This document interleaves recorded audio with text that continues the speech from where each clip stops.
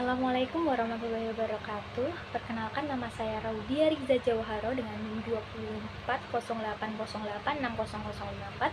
Nah, di sini saya akan membuat video edukatif tentang sejarah bakteri. Bakteri itu adalah mikroorganisme uniseluler yang tidak memiliki prokariot. Nah, pada awal penemuan di dunia mikroskop, sejarah bakteri dimulai pada abad ke-17.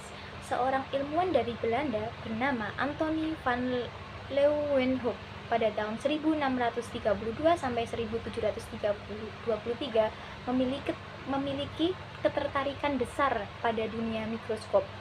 Nah, dengan kemampuan tangannya yang luar biasa, ia membuat mikroskop sederhana dari kaca kecil yang mampu memperbesar benda hingga 300 kali. Pada tahun 1676,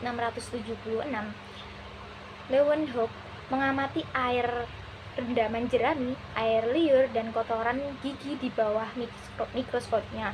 Ia melihat makhluk kecil yang bergerak sendiri dan memberi namanya dengan animalculus atau hewan-hewan kecil. Itulah pertama kalinya manusia melihat kehidupan dalam mikroskopis.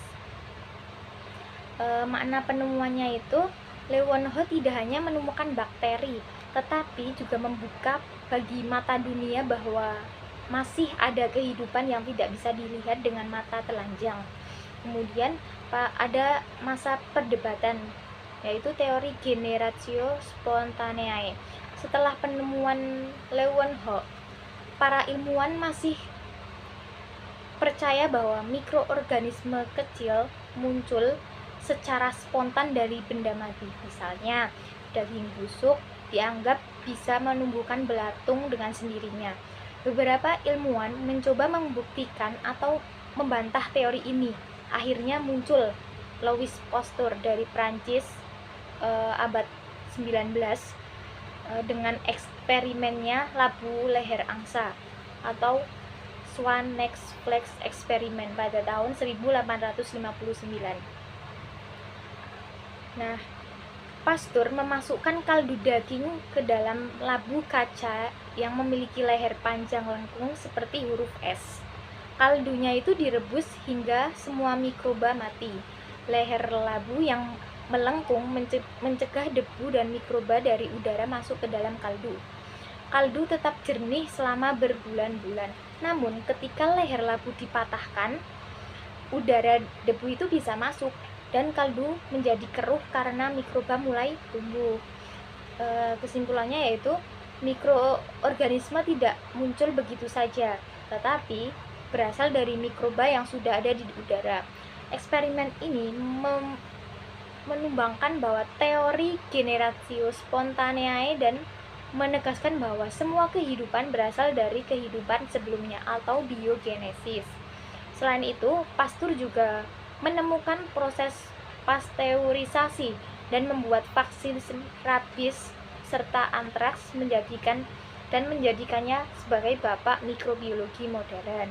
Kemudian ada juga eksperimen Robert Koch pada tahun 1876 sampai 1884 tentang bakteri sebagai penyebab penyakit. Dia itu ilmuwan berasal dari Jerman. Beliau memperdalam temuan Pasteur.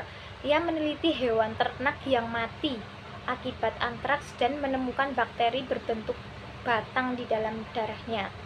Koch kemudian melakukan percobaan sistematif yang kini dikenal sebagai postulat Koch, yaitu caranya bakteri penyebab penyakit harus ditemukan pada organisme yang sakit. Kemudian bakteri itu dapat diisolasi dan ditumbuhkan di media murni.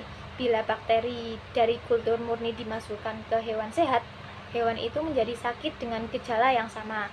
Dan bakteri yang sama harus dapat diisolasi kembali dari hewan yang baru sakit. Hasil eksperimennya, Koch membuktikan bahwa bakteri tertentu menyebabkan penyakit tertentu. Ia kemudian menemukan bakteri penyebab seperti penyakit TBC disebabkan oleh Mycobacterium tuberculosis dan Vibrio cholerae itu penyebab penyakit kolera. Kemudian eksperimen Schott ini menjadi dasar berdirinya bakteriologi medis modern. Kemudian ada eksperimen Alexander Fleming pada 1925 tentang penemuan antibiotik. Pada tahun itu, Alexander, seorang ilmuwan dari Skotlandia, menemukan bahwa jamur Penicillium notatum secara alami dapat membunuh bakteri. Eksperimennya berawal secara tidak sengaja. Ia meninggalkan cawan Petri berisi bakteri Staphylococcus aureus di laboratorium, dan ketika ia kembali melihat jamur tumbuh pada cawan, menariknya di sekitar jamur, bakteri tidak tumbuh sama sekali. Artinya, simpulannya, jamur tersebut menghasilkan zat yang dapat membunuh bakteri. Zat ini kemudian dinamai penisilin, antibiotik pertama di dunia. Penemuan Fleming ini mengubah dunia medis karena memungkinkan manusia melawan infeksi bakteri yang sebelumnya mematikan. Pada era modern dan bioteknologi memasuki pada abad 20 dan 21 ini, penelitian tentang bakteri sangat berkembang pesat.